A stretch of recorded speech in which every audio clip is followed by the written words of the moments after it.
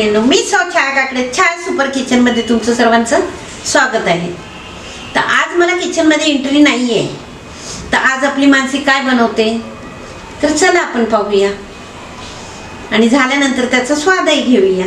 तर सर्वप्रथम मी इथे गॅसवरती पाणी गरम करायला ठेवलंय आणि त्यामध्ये मी मीठ टाकते।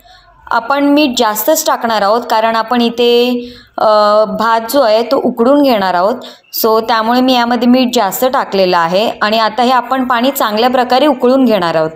आता भात मोकळा व्हावा सो त्यासाठी मी त्यामध्ये 2 स्पून तेल टाकलेलं आहे आणि ते आपलं चांगलं पाणी गरम झालं आहे, सो त्यामध्ये मी आपले हे धुवून घेतलेले तांदूळ टाकून घेते आणि आता आपल्याला हा भात चांगला शिजवून घ्यायचा आहे।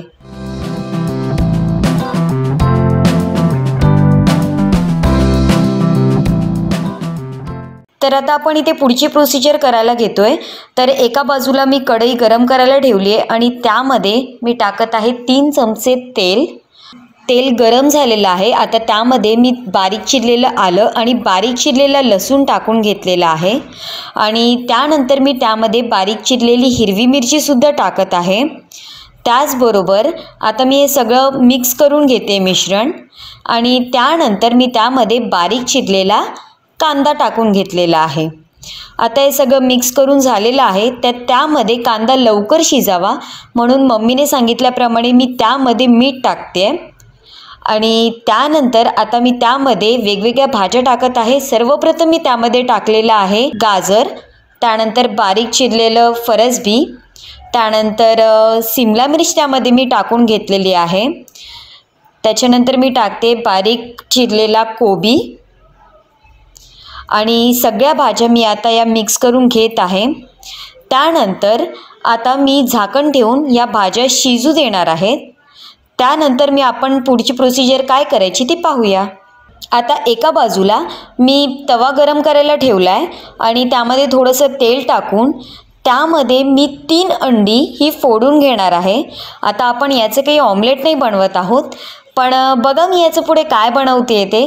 तर ही 3 अंडी फोडून झालेली आहेत, तर त्यामध्ये मी टाकते चवीप्रमाणे मीठ, त्यानंतर थोडंसं लाल तिखट, त्यानंतर थोडीशी हळद पावडर, त्यानंतर मी काळी मिरी पावडर त्यावरून टाकत आहे आणि आता हे संपूर्ण मिश्रण मी हे मिक्स करून घेत आहे।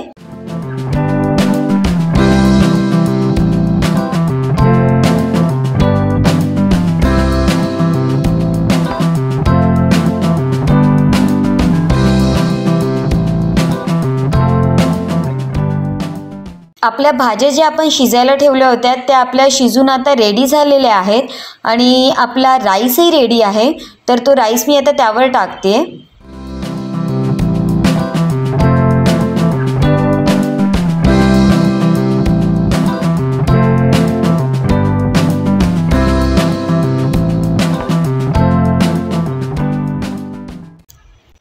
त्यानंतर आता मी त्यावरती टाकते सोया सॉस। आपण वेगवेगळे सॉसेस आता यावरून टाकणार आहोत।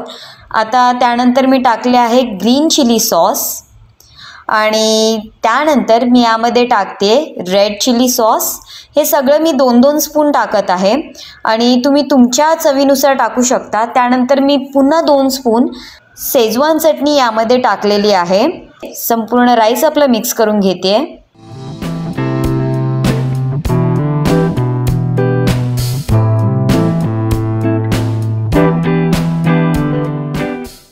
मिक्स करून झालेलं आहे। आता आपण अंड्याचं जे मिश्रण बनवलं होतं ते मी या भातावरती टाकते आणि त्यानंतर मी आता हे सगळं मिक्स करून घेणार आहे।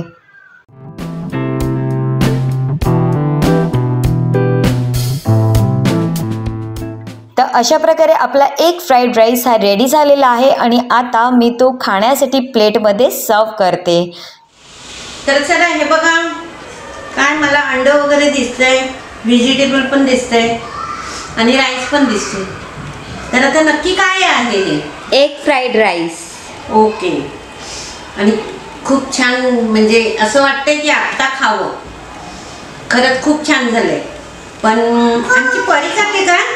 परी खाते? तू खाते? आमची परी बोका आहे। परी माऊने बनवलेलं सगळं खाते. नाईस. चला रिझल्ट लागला. नाईस. तर चला अशा रीतीने आमच्या मानसीने जे काही बनवलेलं आहे तर ते तुम्ही नक्की पहा आणि तुम्हाला आवडल्यानंतर तुमच्या मित्रमैत्रिणींना, तुमचं कोण असेल त्यांना शेअर करा, फ्रेंड लोकांना शेअर करा की जेणेकरून अशी रेसिपी तेही बनवून खातील सुट्टीच्या दिवशी. तर चला, तुम्हाला ही रेसिपी कशी वाटली ते कमेंट करून नक्की सांगा. आणि आमच्या काही चुका असेल तर आम्हाला सांगा. आम्ही अजून त्याच्यात काही वेगळं वेगळं करण्याचा प्रयत्न करू. तर चला अशाच नवनवीन रेसिप्या घेऊन आपण परत भेटूया चाय सुपर किचन मध्ये. तोपर्यंत बाय.